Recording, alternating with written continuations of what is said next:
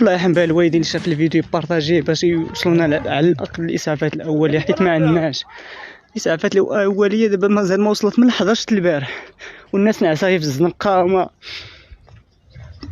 فهمتي، كلشي خايف. حتى واحد ما قدر يدخل للدار ولا شي دار مازال ولا يدير شي محاوله كاع.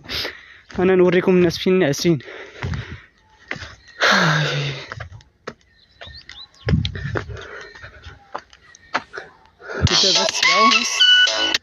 دابا 7:30 ديال الصباح ومازال تضرب، مازال الزلزال تيدوز هنايا حدانا. الا بقيتو معايا في اللايف راه يقدر تشوفوه. شو الله يرحم بها الوالدين الاخوان اللي شاف هذا الفيديو بارطاجي، ولا على الاقل يعلم شي حد يجي يعتقنا. الناس تاع الفهم ساكن، كاين اللي توفات ليه مو، وكاين اللي مدفون تحت الارض، ما لقيناش كيفاش نبدوهم. انتم الاخوان الله يرحم بها الوالدين.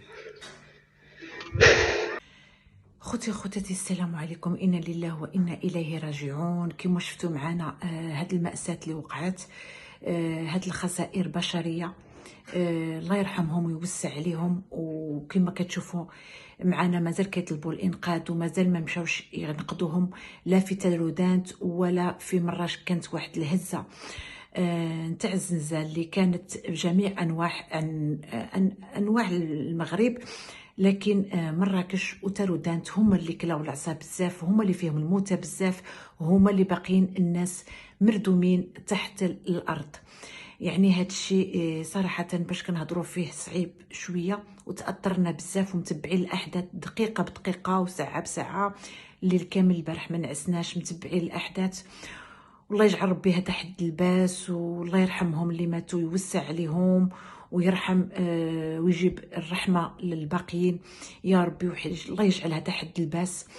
والمدن القديمه ولا الدواور القديمه هما اللي طاحوا، الديور اللي دابوا، دوك الديور اللي قدامين بزاف هما اللي طاحوا بزاف. دونك الحمد لله والشكر لله، وإنا لله وإنا إليه راجعون.